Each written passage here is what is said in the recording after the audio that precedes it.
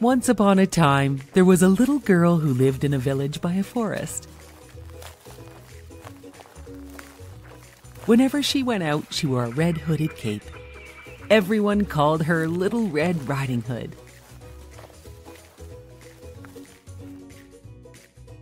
One day, her mother baked some cakes, and she asked Little Red Riding Hood to take them to her grandmother, who lived in the forest.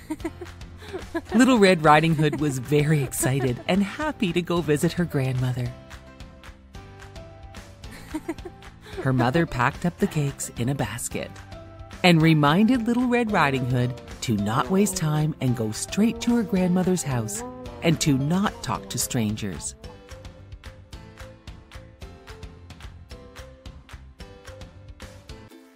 Along the path to her grandmother's house, there were flowers, ponds, and woodland animals along the way.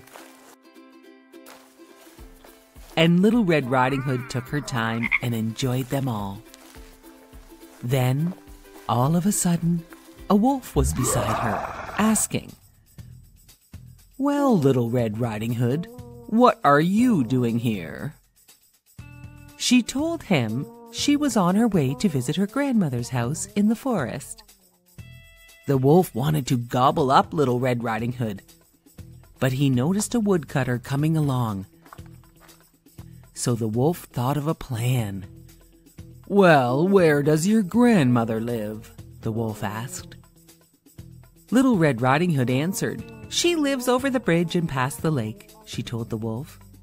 "Let's play a game and race to your grandmother's house to see who can get there first," said the wolf. "Okay," said Little Red Riding Hood as she ran towards her grandmother's house as fast as she could.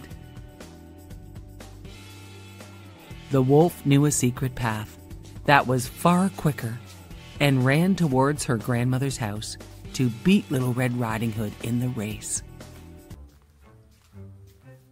The wolf knocked on the grandmother's door, and she asked, "Is that you, Little Red Riding Hood?" The wolf was able to disguise his voice very well, and he replied, "Yes, grandmother, it is me." "Oh, come in, my dear Little Red Riding Hood," said grandmother. To her surprise, the big bad wolf ran in and gobbled her up.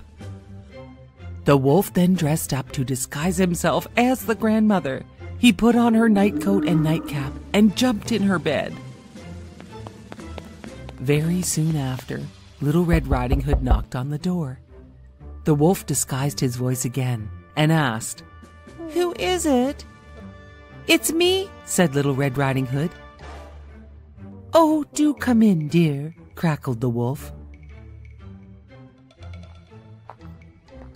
When Little Red Riding Hood saw her grandmother, she barely recognized her and thought her voice sounded strange. As Little Red Riding Hood got closer, she noticed her grandmother's ears were so big and asked, "Grandmother, what big ears you have." "All the better to hear you with, my dear," croaked the wolf.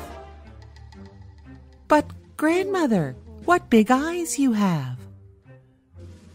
"All the better to see you with, my sweet girl," replied her grandmother, who was really the wolf. "But, grandmother, what big teeth you have," said Little Red Riding Hood, feeling very scared. "All the better to eat you with," roared the wolf as he leapt from the bed towards Little Red Riding Hood.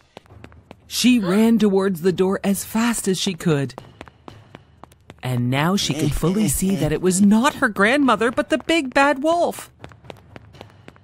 As she was trying to escape, she yelled, "Help!"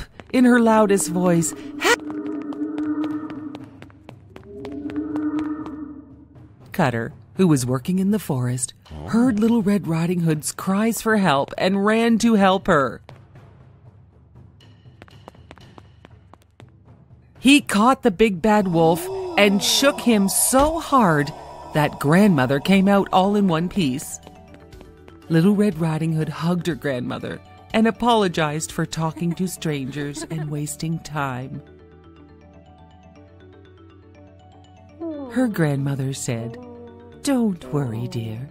You have learned some important lessons. Now why don't we enjoy those delicious cakes you brought me?"